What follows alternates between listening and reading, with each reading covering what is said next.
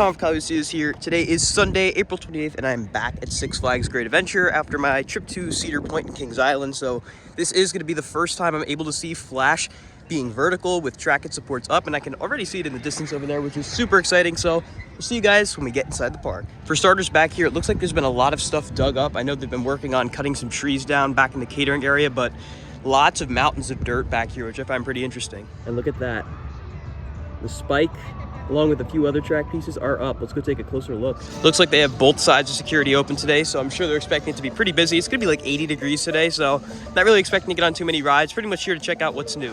Flash really does look imposing from over here in the entrance plaza. You can see that spike front and center. You can see that track going up as well. And as it gets taller and taller, it's gonna completely change the entrance experience here at the park. Yeah, today is gonna be absolutely packed. Inside the park, first order of business is going to be going to the right side of the park to check on Flash. So you can see that the second launch has been completely installed. That is the one that comes right after the Immelman going into that double up. They have other segments of track there as well. Those look like they're for the station, and you can see the spike has two sections erected, and there's a piece right there of track that is for the first launch that goes up the spike.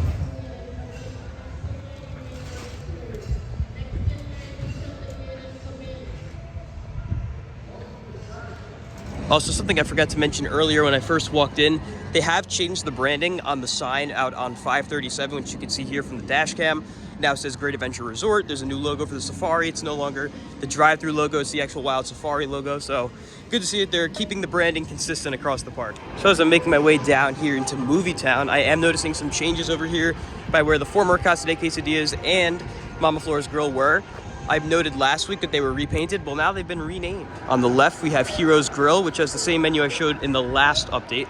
And over here, we have Villain's Tavern, which is now open. This is the new bar that also has snack options. They have nachos, they have pretzels, but great to see these two locations renamed, and they fit in with Movie Town quite well. Despite the crowds I saw coming in, there's almost no line for Wonder Woman, which is a pretty rare sight. Take a look at that. Already the view is completely different as you walk into Metropolis here. I'm really taken aback a little by just how great this looks in this area. It really does pop out so much compared to the rest of the area.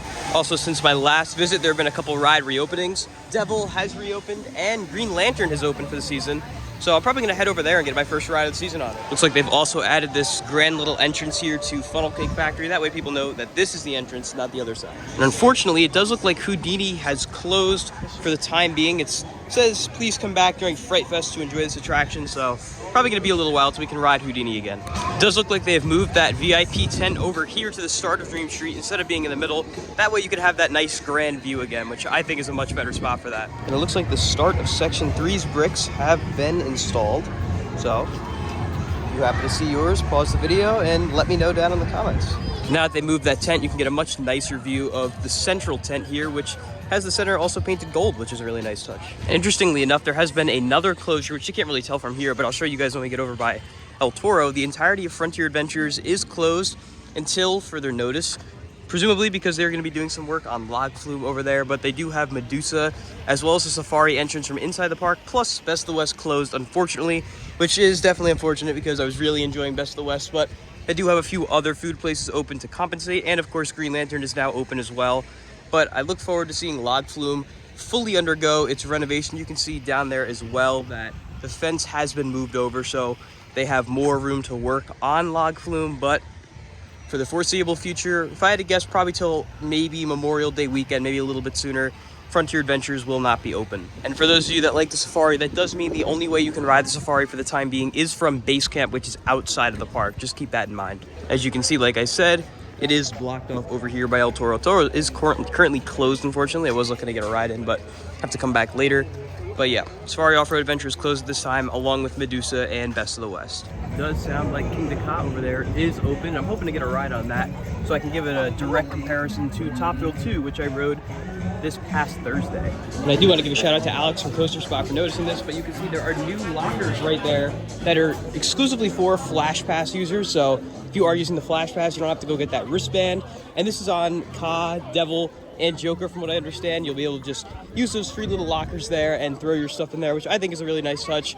And of course, hopefully we'll be seeing the double-sided lockers come to all the No Loose Article rides later this year or next year, which include El Toro, King Ka, Flash, Jersey Devil, and Joker. Fortunately, King Kong over there is currently just on one train, so I'm gonna skip it for now. Maybe later the queue will die down a bit because it is a pretty packed station, so I think I'm gonna head over to Green Lantern. As we can see, the fence is now opened up and Green Lantern is open. Unfortunately, its decal isn't on the sign quite yet, but Superman did get a freshening up. You can see they have repainted the sign up there, which really pops now and looks great. They also repainted that Superman emblem on the ground over there, so nice freshening up over here at Superman. Now I'm going to be taking my first ride of the season on Green Lantern. It appears the Green Lantern does actually have a bit of a line.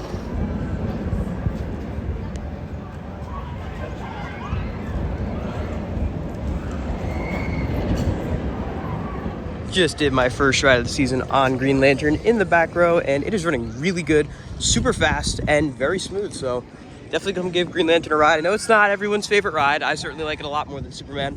Pretty much if you know how to ride it, you're not gonna have any issues, which I know sounds a little ridiculous, but just pin your head to one corner, you won't get any head banging, and it's a great ride. Very intense, great layout. While I was waiting for Green Lantern, I did see Toro running, so I'm gonna head over there now and try to get a few rides. That locker line is looking pretty brutal, so I'm not sure if I'm gonna ride quite yet. The line itself is pretty minimal, so I'll probably just go give it a few rides.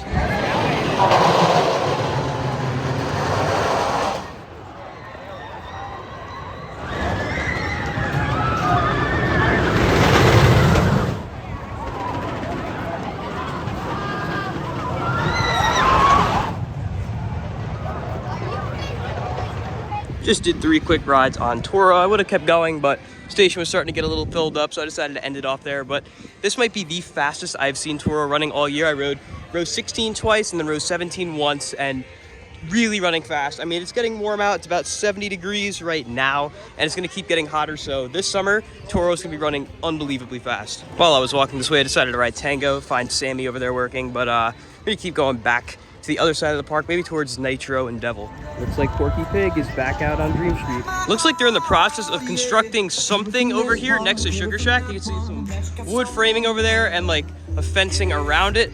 Curious what that winds up becoming, because I'm not too sure what that would be. Maybe a little stage? Not too sure, honestly. Looks like both attractions over here at the lakefront, Harley Quinn and Joker, have pretty lengthy queues. Right over there, that little black box, you can see those new lockers. Those are, again, Flash Pass ones. These are the set on Joker. Gonna try to see if I can find the ones at Jersey Devil. Just for some perspective, you can see the spike from all the way over here for Harley Quinn, and it's nowhere near done yet. Seeing Flash come to life is really exciting because I know how much it's gonna change the dynamics and the skyline of the park. You're gonna be able to see that ride from just about anywhere in the park, quite honestly, just because of how central its location is, which really excites me. Unfortunately, Skull Mountain also is not open quite yet. From what I understand, it did open at some point, I believe last weekend.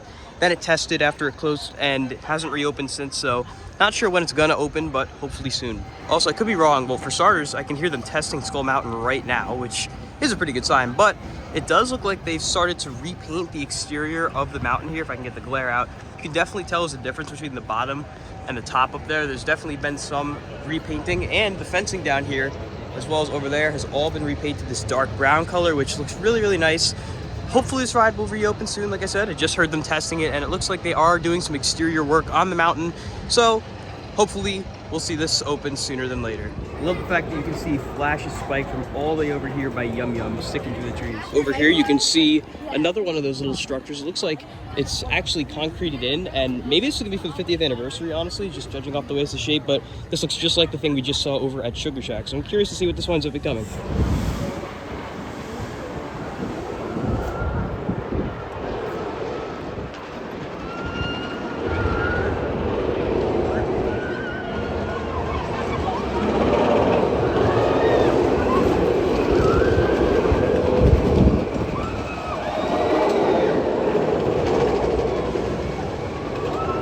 Looks like Barnstormer has had its fencing around the ride repainted bright blue to kind of match the aesthetic of the ride, which looks great. And Storm Chaser over there, massive line. And Jersey Devil also probably has a massive line because it is currently just on one train, unfortunately.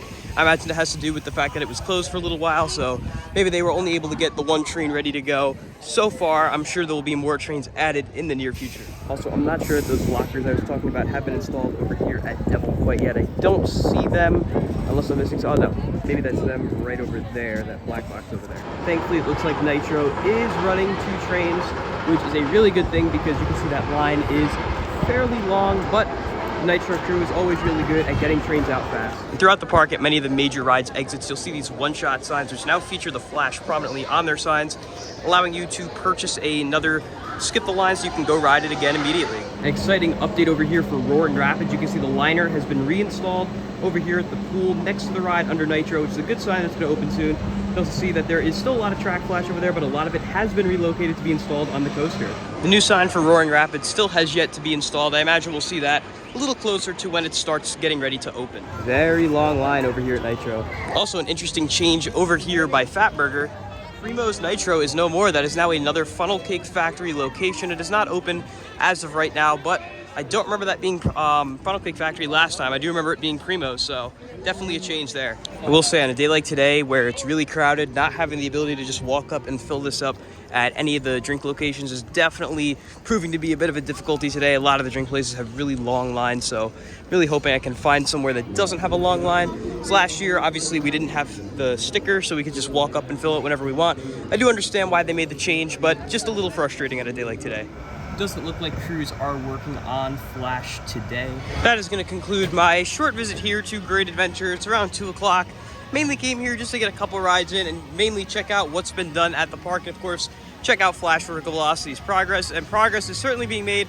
Fortunately, the crew was not here on site today, but I'm sure next week they will be. I imagine they're probably working either 5 or 6 days a week just to get this ride built as fast as they can, which I'm really excited to see. Of course, that tower over there is just going to continue to rise, which really excites me. But with all that being said, guys, that is going to conclude this video. If you enjoyed, be sure to like, comment, and subscribe, and I'll see you all in the next video. Goodbye, guys.